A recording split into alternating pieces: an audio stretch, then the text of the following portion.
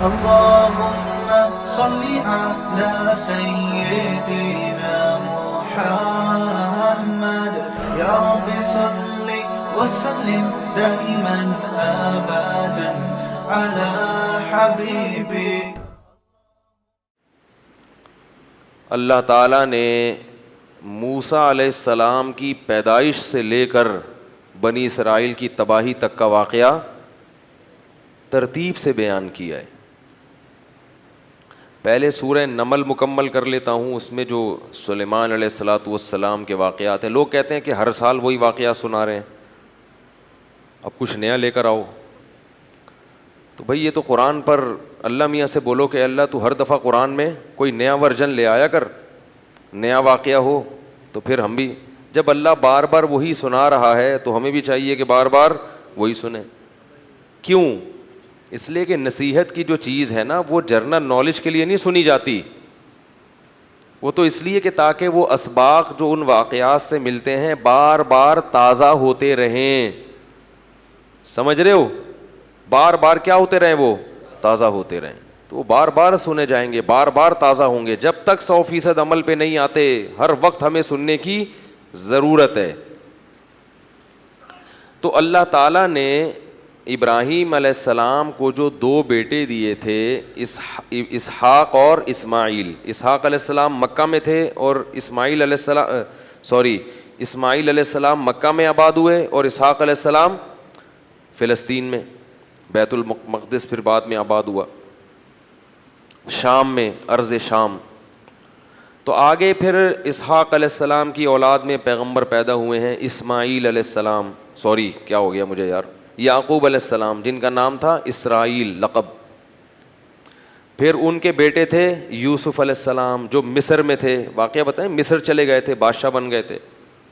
پھر آگے مصر میں ہوتے ہوتے ہوتے ہوتے بنی اسرائیل پر فرعون غالب آ گیا. مصر کے بادشاہ کو فرعون کہا جاتا تھا، جو بھی ہوتا تھا بادشاہ، اس لیے بہت سارے فرعون گزرے ہیں. لیکن قرآن نے جس کا واقعہ بیان کیا یہ وہ فرعون تھا جو بنی اسرائیل کو جس نے غلام بنا لیا تھا اور بہت طاقتور بادشاہ تھا. یہ چونکہ یہ واقعہ جب تک پیغمبروں کا پورا سلسلہ معلوم نہیں ہوگا نا تو بات سمجھ میں نہیں آئے گی. تو بنی اسرائیل کو پھر فرعون سے نجات ملی، صحیح ہے. پھر اللہ نے بنی اسرائیل سے کہا کہ اللہ نے فرعون کو تو خرد غرق کر دیا، اب تمہارے پاس ایک حکومت آئی ہے، ریاست آئی ہے، اللہ کی کتاب بھی آ گئی، اب تم جہاد کرو، اب تم اپنے پرانے وطن جاؤ. وہاں قوم عمالقہ کا قبضہ ہو گیا ہے، جہاں سے یعقوب علیہ السلام کو نکالا گیا تھا نا، بیت المقدس.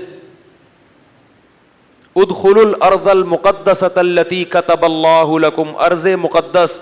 جیسے اللہ نے مسلمانوں کا مرکز مکہ کو بنایا، ایسے اللہ نے بنی اسرائیل کا مرکز بیت المقدس کو بنایا تھا کہ پیغمبروں کا جائے وطن بیت المقدس ہے، مصر نہیں ہے. یہاں تو کسی ایک وجہ سے آ گئے تھے، اب اس علاقے پہ قبضہ کرو اور بیت المقدس کو آزاد کراؤ، وہاں تمہاری خلافت قائم ہوگی، پھر وہاں سے پوری دنیا میں جہاد ہوگا. کیونکہ دین برحق اس وقت وہی تھا. اس لیے بیت المقدس کی بڑی فضیلت ہے، ہزاروں پیغمبر دفن ہیں وہاں پہ. جتنے قرآن میں واقعات بیان ہوئے ہیں نا، 99% واقعات وہیں ہوئے ہیں شام میں. حضرت مریم کا بچے کی ولادت، عیسیٰ علیہ السلام کی تقریر، پھر موسیٰ علیہ السلام، زکریا علیہ السلام کا محراب میں کھڑے ہو کر اللہ سے اولاد کی دعائیں مانگنا، یہ سارے ادھر ہی ہوئے ہیں واقعات. یہ تاریخی واقعات ہیں. جو لوگ جاتے ہیں، اب تو بیت المقدس جا نہیں سکتے، بڑی زبردست جگہ ہے، اگر اللہ کسی کو توفیق دے تو وہ جائے ضرور، ان جگہوں کی زیارتیں کرے. تو وہاں پر کیا ہوا کہ بنی اسرائیل کو کہا گیا اب کچھ ہمت خود کرو اور ارض مقدس پہ قبضہ کرو. تو وہ کہنے لگے، وہ وہاں قوم تھی بڑی طاقتور. تو بنی اسرائیل نے کہا کہ بہت طاقتور لوگ ہیں، پہلے اپنے کسی بندے کو بھیجا، جا کے دیکھ کر آؤ، اگر کمزور سے ہے نا کانگڑی پہلوان تو پھر تو جا کے لڑیں گے، اگر پاورفل ہیں تو ہم نہیں لڑ رہے بھائی. حالانکہ پیغمبر جب جہاد کا حکم دے دیں تو پھر وہ جہاد فرض ہو جاتا ہے. تو مشہور واقعہ ہے، بنی اسرائیل نے کہا اذهب انت وربك فقاتلا انا هاهنا قاعدون، اے موسیٰ تو جا اور تیرا رب جا، دونوں جا کے لڑو، ہم یہیں بیٹھ کے پروگرام دیکھ رہے ہیں۔ قال رجلان من الذین یخافون، اللہ فرماتے ہیں ان میں دو فرد جو اللہ سے ڈرتے تھے، انعم اللہ علیہما، اور اللہ نے ان پر انعام بھی کیا تھا، وہ کہنے لگے کہ چلے جاؤ، فَإِذَا دَخَلْتُمُوهُ فَإِنَّكُمْ غَالِبُونَ، جب موسیٰ کلیم اللہ کہہ رہے ہیں تو اللہ یقیناً مدد کرے گا، جاؤ ہمت کرو، اللہ غلبہ دے گا۔ ہمارے حضرت فرمایا کرتے تھے کتنے مبارک ہوں گے یہ دو فرد جن کا اللہ نے قرآن میں تذکرہ کیا، اور اللہ گواہی دے رہا ہے کہ یہ دو انعام یافتہ لوگ تھے، کہہ رہے ہیں کہ بھائی پیغمبر کی مانو، اپنی عقل مت چلاؤ۔ وہ لیکن کہنے لگے نہیں بھائی ہمارے لیے بڑا مسئلہ ہے یار۔ موسیٰ علیہ السلام کو غضب آیا اور انہوں نے اس مرتبہ دعا مانگی، اے اللہ میں اپنے اور اپنے بھائی کا تو مالک ہوں، ہارون کا، تو ہمیں کوئی حکم دے، ہم نہ کریں تو ہم سے پوچھ، یہ قوم میری سمجھ سے بالاتر، اتنے تیرے انعامات ہوئے، سب کچھ ہو گیا، لاٹھیوں کو سانپ بنتے ہوئے دیکھا، سمندر کے ٹکڑے ہوتے ہوئے دیکھا، فرعونیوں پر مینڈکوں کا، جوؤں کا، آگ کا عذاب، خون کا عذاب، ہر طرح کے عذاب دیکھے، اس کے بعد بھی اب یہ قوم ہمت خود کچھ کرنے کے لیے تیار نہیں ہے، سارے کام کون کرے گا؟ اللہ ہی کرے بس آسمان سے، کم ہمت۔ تو ففرق بینی و بین القوم الفاسقین، میرے اور اس فاسق قوم کے درمیان اب جدائی ڈال دے، میں نہیں رہ سکتا ان کے ساتھ۔ بہرحال کچھ عرصہ موسیٰ علیہ الصلوۃ والسلام رہے وادی تیہ میں اس قوم کے ساتھ۔ اللہ نے کہا کہ اب یہ 40 سال تک یہ علاقہ فتح نہیں ہوگا، 40 سال تک نہیں، یہ میدان میں گھومتے رہیں گے بس۔ تو وہیں موسیٰ علیہ السلام کا پھر انتقال ہو گیا اور آپ دنیا سے چلے گئے۔ پھر موسیٰ علیہ السلام کے بعد پھر دوسرے پیغمبر آئے، اور ان پیغمبر نے بنی اسرائیل کو پھر حکم دیا۔ بنی اسرائیل خود کہنے لگے کہ ہمیں آپ جہاد کا حکم کیوں نہیں دیتے ہیں بھائی، ہم بھی کچھ علاقہ فتح کریں ٹھیک ہے، اور ہمیں ہمارے گھروں سے نکالا گیا اور ظلم کیا گیا۔ الم تر الی الملأ من بنی اسرائیل من بعد موسیٰ، اللہ فرماتے ہیں موسیٰ کے بعد بنی اسرائیل کی ایک جماعت تھی، کیا تم نے ان کو دیکھا؟ تو اس وقت کے نبی نے ان سے کہا کہ تم سے امید یہ ہے کہ جب تم پر جہاد فرض ہوگا تو تم لڑو گے نہیں، خالی پیلی کی باتیں پھینک رہے ہو۔ بہت سے لوگ باتوں میں بڑے فنٹر ہوتے ہیں نا، جب کام آئے تو، اس لیے اللہ سے عافیت ہی مانگنی چاہیے بھائی۔ تو انہوں نے کہا نہیں ہم لڑیں گے۔ تو پھر جب ان پر جہاد فرض ہو گیا، نبی نے، اللہ نے ایک انہی میں سے کسی ایک کو کمانڈر بنایا جس کا نام تھا طالوت۔ طالوت کو کمانڈر بنایا تو وہ کہنے لگے کہ اب چونکہ لڑنا نہیں تھا نا، بہانے تراشنے لگے، تو کہنے لگے یہ والا کمانڈر ہمیں قبول نہیں ہے، جہاد کے لیے تو ہم تیار ہیں مگر یہ والا کمانڈر نہیں چلے گا کیونکہ یہ غریب ہے۔ دولت مند آدمی کو ہمیشہ غریب آدمی کی اتباع سے عار محسوس ہوتی ہے۔ پبلک کی عجیب ڈیمانڈ ہے، آج بہت سے لوگ پیسے والے عالم کی تقریر تو سنتے ہیں جو لینڈ کروزر میں گھوم رہا ہو اور بڑے زبردست اس کی شان بان ہو، غریب عالم کو عالم ماننے کے لیے بھی تیار، کہتے ہیں اس کو کیا پتا، اگر یہ اتنا ذہین ہوتا تو پیسے تو ہوتے اس کے پاس۔ یہ ایک لوگوں کی سوچ ہے، اور اللہ کا اصول یہ ہے کہ اکثر علماء ہمیں ہر دور میں غریب ہی رہے ہیں۔ یہ حضرت مولانا شرف علی تھانوی نے لکھی ہے یہ بات کہ یہ اللہ تعالیٰ نے کچھ ایسا معاملہ رکھا ہے علماء کے ساتھ کہ ہر دور میں علماء کی اکثریت غریب رہی ہے۔ صحابہ میں بھی آپ دیکھ لو، جو اہل علم تھے نا ان میں اکثر غریب تھے۔ عبداللہ بن مسعود رضی اللہ تعالیٰ عنہ کا بہت بڑا مقام ہے مگر انتہائی غریب۔ یہ جو قرآن میں آتا ہے نا کہ مشرکین کہتے ہیں ان غریبوں کو اپنی مجلس سے نکالو، تو مفسرین نے لکھا ان میں حضرت عبداللہ بن مسعود بھی داخل تھے۔ اور اللہ نے اپنے نبی کو حکم دیا وَاصْبِرْ نَفْسَكَ مَعَ الَّذِينَ يَدْعُونَ رَبَّهُمْ بِالْغَدَاةِ وَالْعَشِيِّ، کہ اے نبی آپ نے اپنے آپ کو ان لوگوں کے ساتھ باؤنڈ کر کے رکھنا ہے جو دن رات اللہ کو پکارتے ہیں چاہے وہ غریب ہی کیوں نہ ہو۔ تو اس میں حضرت عبداللہ بن مسعود رضی اللہ تعالیٰ عنہ بھی داخل ہے۔ ان کی فضیلت ہے کہ اللہ نے حکم دیا کہ ان لوگوں کے ساتھ آپ نے رہنا ہے۔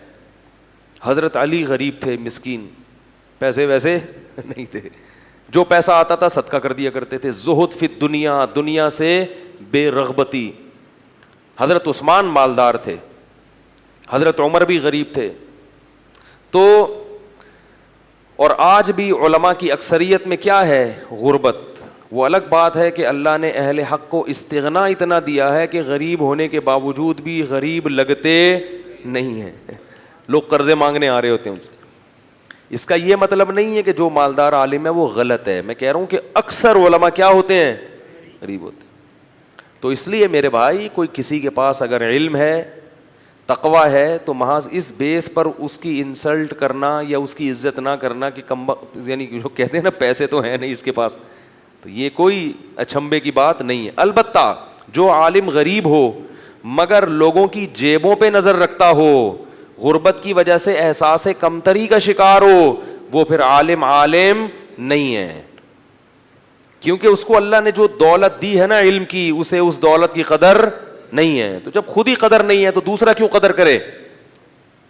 اس لیے جو لالچی ہوتے ہیں نا جیبوں پہ نظر رکھنے والے، ان سے تعلق قائم مت کیا کرو. تو ان کو کیونکہ خود احساس نہیں ہے کہ اللہ نے کتنی بڑی دولت دی ہے.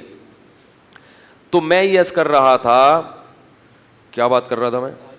طالوت جو تھے نا وہ غریب تھے اور ان کو پیغمبر نے کیا بنا دیا؟ کمانڈر. اور کہا کہ یہ میں نے اللہ کے حکم سے بنایا ہے لہذا مانو. کہنے لگے انا یکون لہ الملک علینا، یہ کہاں سے وہ امیر ہو گیا بھائی؟ نحن احق بالملک منہ، ہم زیادہ حقدار ہیں، ہم میں سے کسی کو بناؤ، ہم میں جو ہے نا بڑے بڑے قوم کے سردار. تو نبی نے کہا کہ نہیں، یہ سلیکشن اللہ کی طرف سے ہے. اور ان کے برحق ہونے کی ایک علامت یہ بھی ہے کہ حضرت موسیٰ اور ہارون علیہ السلام کی کچھ یادگاریں، کچھ تبرکات، جو ان کی کچھ اشیاء تھیں. بنی اسرائیل کیا کرتے تھے کہ جب بھی کہیں جہاد میں جاتے تھے تو حضرت موسیٰ علیہ السلام کی لاٹھی اور اس طرح کی کچھ چیزیں جو ان کے پاس رہ گئی تھی نا، وہ لے کے جاتے تھے تو اللہ ان کو فتح عطا فرماتا تھا. اس کی برکت تھی، کیونکہ وہ ظاہر ہے متبرک لاٹھی تھی نا حضرت موسیٰ علیہ السلام. اب اس سے سانپ تو نہیں بنتا تھا، لیکن ہارون علیہ السلام اور موسیٰ علیہ السلام کی اس طرح کی چیزوں کو تبرک کے طور پر وہ استعمال کرتے تھے اور اللہ کی مدد شامل حال ہو جاتی تھی. تو یہ والا وسیلہ شرک نہیں ہے. ہر وسیلے کو علی الاطلاق شرک کہنا یہ غلط ہے. بعض لوگ توحید کا بھی غلط مفہوم بیان کرتے ہیں. دیکھو لوگوں کا مزاج ہوتا ہے نا توحید پہ سننا پسند کرتے ہیں. بہت سے لوگ تو کیا کرتے ہیں، لوگ ہر چیز کو شرک شرک شرک شرک کہہ کے یہ ثابت کرتے ہیں کہ ہم بہت بڑے موحد ہیں. لوگ کہتے ہیں یہ ہوتی ہے توحید، حالانکہ وہ توحید نہیں ہوتی، وہ کرامتوں کا انکار ہو رہا ہوتا ہے. سمجھ رہے ہو؟ تو ہر چیز کو اعتدال ضروری ہے. جتنا شریعت نے جس چیز کو بتایا ہے آپ اس کو اتنا ہی رکھیں، اس میں زیادہ فنٹر گیری کی کوشش مت کریں. توحید میں بھی غلو درست نہیں ہے، ایک چیز توحید میں شامل نہیں ہے آپ اس کو خام خامیں. تو وہ جو تبرکات تھے انبیاء کے، اس کا فائدہ کیا ہوتا تھا کہ ان کی وجہ سے اللہ کی مدد نازل ہوتی تھی. تو یہ تبرک جائز ہے. تو اہل اللہ سے اس قسم کا تبرک بھی جائز ہے. جیسے حضرت عباس رضی اللہ تعالیٰ عنہ کے وسیلے سے صحابہ دعا مانگتے تھے کہ اللہ ان کی وجہ سے تو کیا کر دے بارش. اب یہ شرک نہیں ہے، اس لیے کہ حضرت عباس سے تھوڑی کہہ رہے کہ آپ برسا دیں بارش کس سے برسوا رہے ہیں؟ اللہ سے. لیکن کہہ رہے ہیں کہ اللہ ہمارے درمیان نبی کے چچا موجود ہیں، ان کی لاج رکھ لے. تو اللہ تو خیال کرتا ہے نا بندوں کا. بھائی کیا ہو گیا؟ یہ والا وسیلہ بالکل جائز ہے. ہاں یہ وسیلہ کہ حضرت عباس بارش برسائیں گے یہ شرک ہو جائے گا. ان کے اختیار میں بارش برسانا نہیں ہے. تو کسی نیک آدمی کو اپنے درمیان رکھنا تاکہ اس کی وجہ سے اللہ کی ہم پہ برکتیں ہوں، اس کو بھی وسیلے سے تعبیر کیا جاتا ہے. یہ بالکل جائز ہے اور قرآن و سنت سے ثابت ہے. سمجھ میں نہیں آ رہی میرا خیال ہے بات. لیکن دینے والی ذات صرف اللہ کی ہے اور اللہ ان کی وجہ سے مجبور نہیں ہو جاتا. اللہ پہ جبر کوئی نہیں کر سکتا کہ ایک بزرگ کو لے گئے تو اب اللہ بارش برسائے گئے، مجبور نہیں ہے. ہاں اللہ کی رحمت کو اپنی طرف مائل کرنے کے لیے اللہ یہ اتنا نیک آدمی ہمارے درمیان موجود ہے. اس سے بھی پتہ چلتا ہے کہ جیسے نیک لوگوں کے ہونے سے برکتیں نازل ہوتی ہیں، برے لوگوں کے ہونے سے نحوستوں کا بھی اسی طرح امکان ہوتا ہے. سمجھ میں نہیں آ رہی بات؟ تو اس لیے اس کا بھی خیال کیا کرو کہ جیسے بے نمازی ہوتے ہیں گھروں کے اندر، اس میں گھر میں بے برکتی ہوتی ہے، تو اس کو نمازی بنانے، گھر سے تو نہیں نکالو، تو اس کو نمازی بنانے کی کوشش کرو. گھر میں ایک روزے دار ہے، روزہ خور ہے، جیسے روزے داروں کی وجہ سے گھر میں برکت ہوگی تو روزہ خوروں کی وجہ سے گھر میں نحوست بھی ہوگی. تو ان کو مت کھانے دو, بولو تمہاری وجہ سے ہماری برکت بھی اٹھے گی. تو نیکیوں سے برکتیں آتی ہیں اور برائیوں سے نحوستیں آتی ہیں. نیک لوگوں سے برکتیں آتی ہیں اور برے لوگوں سے نحوستیں آتی ہیں. تو نبی نے ان سے کہا کہ ایک تابوت آئے گا جس میں تمہارے رب کی طرف سے سکینت ہوگی, اطمینان ہوگا, کیونکہ بقیۃ مما ترک آل موسیٰ و آل ہارون, کہ موسیٰ علیہ السلام کی آل نے جو کچھ چھوڑا اور ہارون علیہ السلام کی آل کی جو چیزیں تھیں وہ اس کے اندر رکھی ہوں گی. اسی سے یہ پتہ چلتا ہے کہ جو نالین شریف کا ایک نقشہ ہے, اگر وہ کسی کے پاس ہو تو اس کی وجہ سے اللہ کی برکت ہو سکتی ہے, لیکن یہ ضروری ہے کہ یہ اوتھینٹک ہو, کوئی سند ہو کہ یہ وہی نال ہے جو رسول اللہ صلی اللہ علیہ وسلم کا تھا, جبکہ ہمارے پاس اس کی کوئی حقیقی سند موجود نہیں ہے. اور دوسری بات یہ کہ ان چیزوں میں غلو کرنا درست نہیں ہے, کہ آپ ان چیزوں میں اتنا غلو کریں کہ اعمال کی طرف سے آپ میں کوتاہی ہونا شروع ہو جائے اور نالین ہی کو سب کچھ سمجھنا شروع کر دیں. سب سے پہلے عمل ہے, باقی چیزیں اس کے بعد ہیں. عمل آپ کو 100% شریعت کے مطابق لانا ہے, شرک سے بھی بچنا ہے, بدعات سے بھی بچنا ہے, پورا متبع سنت بننا ہے. اس کے بعد یہ چیزیں ایک غریبی کے طور پہ, کہ بھئی غریبی کے طور پہ کہ بھئی اللہ یہ بھی ہے یہ بھی ہے, جیسے کسی کو حافظ بنا دیتا ہے انسان کے قیامت میں سفارش کرے گا, تو یہ غریبیاں ہیں. اب آپ نے حافظ بنا دی اپنے بچے کو کہ سفارش کرے گا, لیکن نماز ایک نہیں پڑھ رہے آپ. جو چیز اللہ نے کہا ہے کہ وہ لازمی کرو وہ کر نہیں رہے, جو لازمی نہیں ہے اس پہ زور دے رہے ہیں. تو اللہ نے یہ تو نہیں کہا کہ نالین شریفین رکھو, یہ تو ایک محبت کا ایک اصول ہے. اگر کسی کو محبت ہے تو وہ نبی صلی اللہ علیہ وسلم کے نالین سے یقیناً محبت کرے گا, ہر چیز سے محبت کرے گا, لیکن پہلے کیا ہے عمل, یہ چیزیں اس کے بعد. اسی طرح منہ مبارک, کوئی مستند روایت ہمارے پاس موجود نہیں ہے کہ رسول اللہ صلی اللہ علیہ وسلم کا منہ مبارک کسی کے پاس ہے. کوئی بھی اٹھتا ہے اور منہ مبارک کے نام پہ لوگوں کو بیوقوف بنانا شروع کر دیتا ہے اور لوگوں کا رش لگ جاتا ہے. اللہ کے بندو, جیسے نبی کی طرف بلا دلیل کوئی بات منسوب کرنا کبیرہ گناہ ہے, اتنا بڑا گناہ نبی نے فرمایا, صحیح حدیث میں ہے, من کذب علی متعمدا فلیتبوأ مقعدہ من النار, جو مجھ پر جھوٹ باندھے اپنا ٹھکانہ جہنم میں بنا لے. ایسے ہی کسی چیز کی نبی کی طرف نسبت کر دینا جبکہ آپ کے پاس اس کی کوئی مستند دلیل موجود نہ ہو, یہ بھی نبی پر بہتان ہے اور اس کا ٹھکانہ بھی جہنم کی آگ ہے. کوئی بھی منہ مبارک لے کے گھوم رہا ہے, اس سے پوچھو کیا دلیل ہے کہ یہ نبی کا بال ہے, سند پیش کرو اس کی. بغیر سند کے نبی کا قول معتبر نہیں ہے, تو بغیر سند کے نبی کے ہاتھ, نبی کے بال یا کوئی بھی چیز کوئی منسوب کر دے یہ نبی کی ہے, تو کہاں سے معتبر ہو گئی بھائی وہ. کوئی بھی اٹھتا ہے اور منہ مبارک کو لے کے لوگوں کو زیارتیں کرانا شروع کر دیتا ہے. تو اس لیے ان چیزوں میں نبی کے منہ مبارک کسی کے پاس ہوں تو یقیناً قابل احترام ہے اور باعث برکت ہیں, لیکن ہوں ایسے ہی کسی بھی کی طرف منسوب کر دینا یہ اللہ کے غضب اور قہر کو دعوت دینے والی بات ہے. جب مسلمانوں کی خلافتیں تھیں تو حکومتیں ان چیزوں کو کنٹرول کرتی تھیں, اب حکومتوں نے ان چیزوں کو کنٹرول کرنا چھوڑ دیا. کوئی بھی اٹھتا ہے کہیں سے منہ مبارک لے کے لوگوں کو بیوقوف بنانا شروع کر دیتا ہے. تو یہ بہت خطرناک معاملہ ہے. محمد صلی اللہ علیہ وسلم کے بال مبارک, اس میں اگر آپ غلطی کر رہے ہیں, کسی اور کا بال نبی کے کھاتے میں ڈال رہے ہیں, بہت بڑا جرم ہے. قیامت کے دن جہنم کی آگ کے لیے پھر تیار رہنا چاہیے. تو کیا مسئلہ بیان کر رہا تھا میں, طالوت کا. تو بنی اسرائیل کو طالوت نے پھر انہوں نے جو ہے نا وہ تابوت آیا جس میں وہ تھی, تو فرشتے اس کو لے کر آئے, تو ان کو اطمینان ہو گیا کہ اب اللہ کی مدد یقیناً ہوگی, تو میدان جنگ میں اس کو لے کے جاؤ ساتھ. قرآن میں آتا ہے کہ جب حضرت طالوت علیہ السلام لشکر لے کے نکلے ہیں تو انہوں نے اپنی قوم سے کہا کہ دیکھو لڑائی کیونکہ بہت سخت ہے, دشمن بہت طاقتور ہے اور ہم ہیں کمزور, تو اللہ تمہیں پہلے آزمائے گا, یعنی اللہ کی مدد کے لیے جنگ میں فتح نہیں ہو سکتی, تو اسباب میں تو ہم کمزور ہیں, اللہ تمہیں امتحان کرے گا کہ تم میں تقویٰ ہے یا نہیں ہے.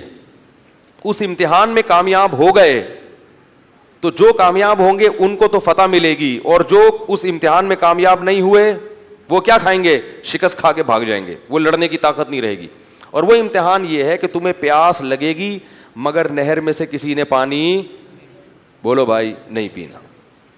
پیاس لگے گی, یہ پیاس بعد میں ختم ہو جائے گی, مگر اس وقت اللہ نے امتحان لیا ہے کہ ایک آدھ چلو پینے کی اجازت ہے, پیٹ بھر کے پانی پینے کی اجازت نہیں ہے.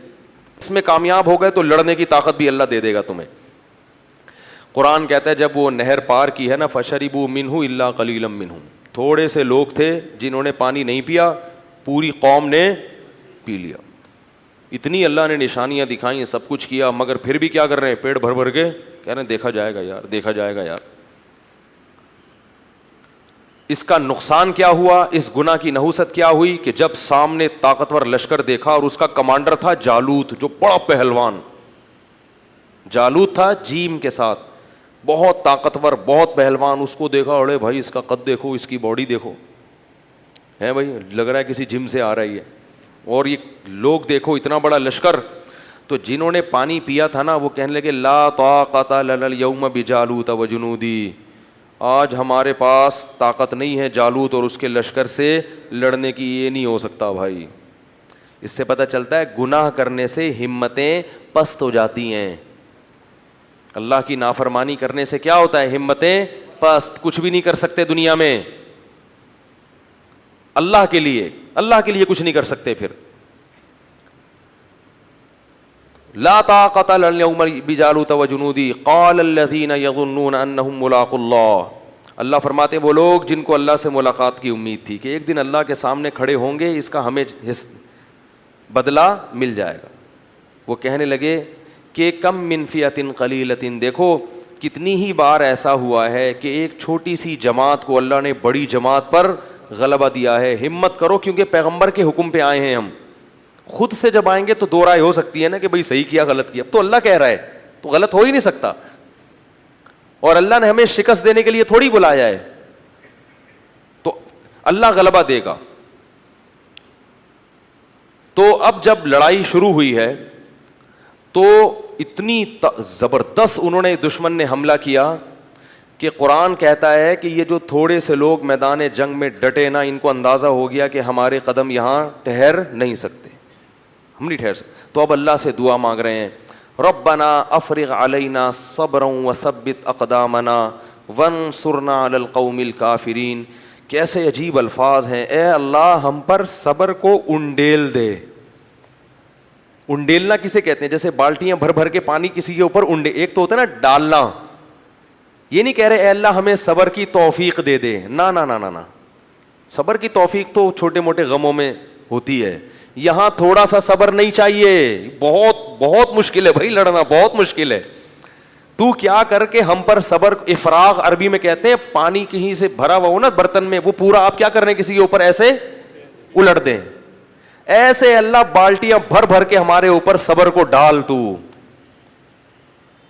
وثبت اقدامنا, اور ہمارے قدموں کو یہاں پر جما دے, یہاں پہ اکھڑنے نہ پائیں. ہم تجھ سے دعا مانگتے ہیں.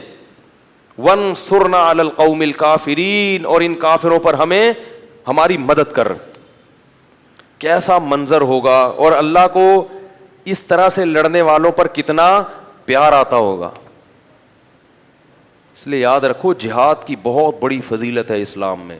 جہاد معمولی عبادت, جو بھی اپنے ملک کے لیے, اپنے دین اور مذہب کے لیے, اسلام کے لیے لڑتے ہیں, ملک کے لیے لڑنا اسلام ہی کے لیے لڑنا ہے کیونکہ اسلامی ملک ہے.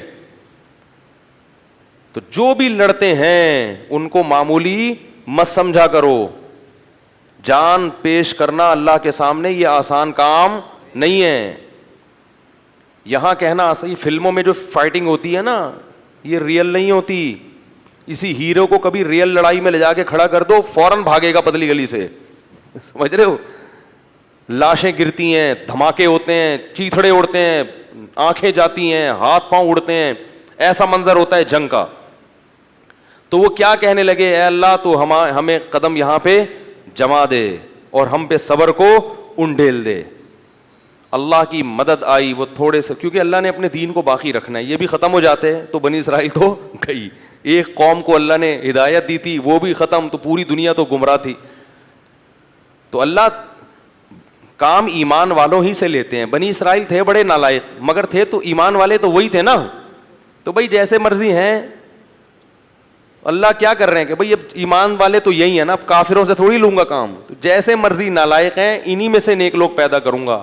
اس سے کیا ثابت ہوتا ہے کہ اس امت, یہ امت بھی جیسی مرضی بگڑ جائے, یہ پوری امت غلط نہیں ہو سکتی. اور اس کے مولوی جیسے مرضی خراب ہو جائیں, انہی مولویوں میں سے اللہ اچھے مولوی بھی پیدا کرے گا, کیونکہ نئے مولوی مارکیٹ میں کہیں سے اور سے, عیسائیوں سے, یہودیوں سے آپ کو نئے مولوی نہیں ملیں گے. جو کچھ ہے اسی یہی امت ہے. یہ جو لوگ کہتے ہیں نا نیا نئے فرقے بنا کے سب غلط ہم صحیح, وہ غلط ہوتے ہیں, پوری امت غلط نہیں ہو سکتی. تو اللہ نے کیا کیا, اللہ فرماتے ہیں فَهَزَمُوهُمْ بِإِذْنِ اللَّهِ, اللہ کے حکم سے ان تھوڑے سے لوگوں نے ان طاقتور لوگوں کو شکست دے دی. مفتی طارق مسعود صاحب کے بیانات سننے کے لیے youtube.com/مفتی طارق مسعود کو سبسکرائب کریں, اور اگر آپ لائیو ویڈیو کو کبھی بھی مس نہیں کرنا چاہتے ہیں تو سبسکرائب کرنے کے بعد بیل آئیکن پہ کلک کرنا مت بھولیں. جزاک اللہ.